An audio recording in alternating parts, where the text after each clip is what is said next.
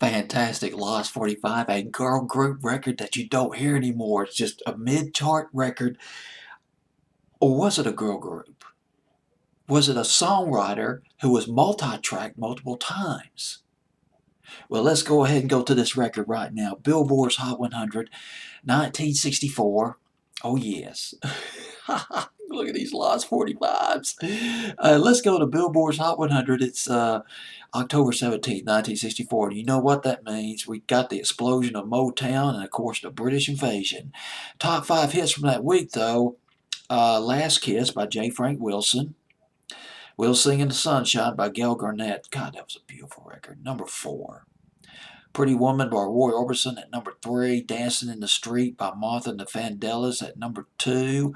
And Dwa Diddy Diddy by Manfred Mann. Originally done, I believe, by the Exciters. Manfred Mann's version at number 1 on Billboard's Hot 100 British Invasion for 13 weeks. But let's go to this Lost 45. Delightful record. Good Night, Baby. Good Night by the Butterflies. And it was a song that was written by Al Greenwich and Jeff Barry. And gosh, they were with Phil Spector's record label, and they wrote Da Do Run Run and Be My Baby by the Ronettes, and they wrote the absolutely stupendous, a genius teenage tragic record leader of the pack with those fantastic sound effects. Produced by Shadows Morton, 1964. And that's just the tip of the iceberg. They wrote River Deep and Mountain High, which was done by Ike and Tina Turner in 1966, but it bombed here in the States. Produced by Phil Spector. Boy, it was a blow to Phil Spector when that song sank. Although that song did very well in England. But then the Four Tops, along with the Supremes, or it might have been just the Four Tops.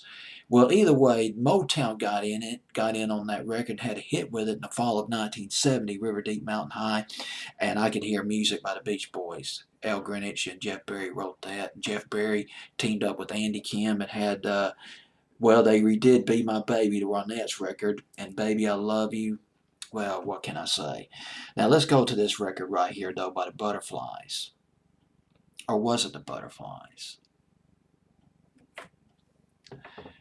I was reading some of the YouTube comments on this record, and one guy said, "Is this?" Or one person commented, or asked, "Is this Al Greenwich's voice?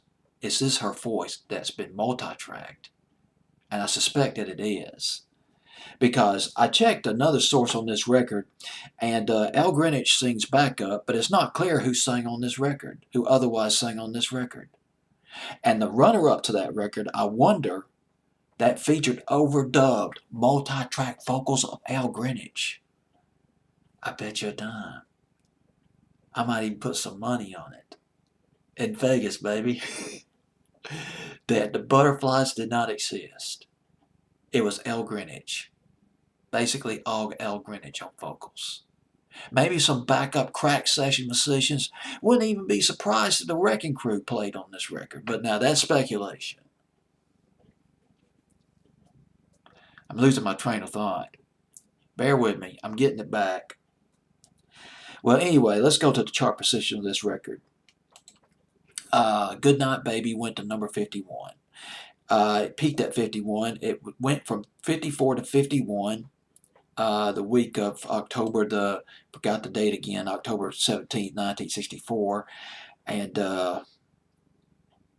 that's a nice record. Butterflies, Good Night Baby. It was on Billboard's Hot 100 for 7 weeks.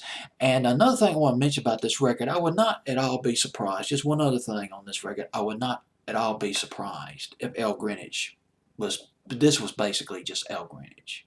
Because you might remember, if you go back to 1963, you might remember the Raindrops. Remember the Raindrops? They had that rollicking record, The Boy You Can't Forget. Well, that was Jeff Barry and Al Greenwich right there. There might have been somebody else singing on that, but that was basically those two songwriters. Well, anyway, we'll go with the Butterflies. Butterflies at number 51 on Billboard's Hot 100. October I forgot the date again, 17th, I think, 1964. It's Good Night Baby, the Butterflies.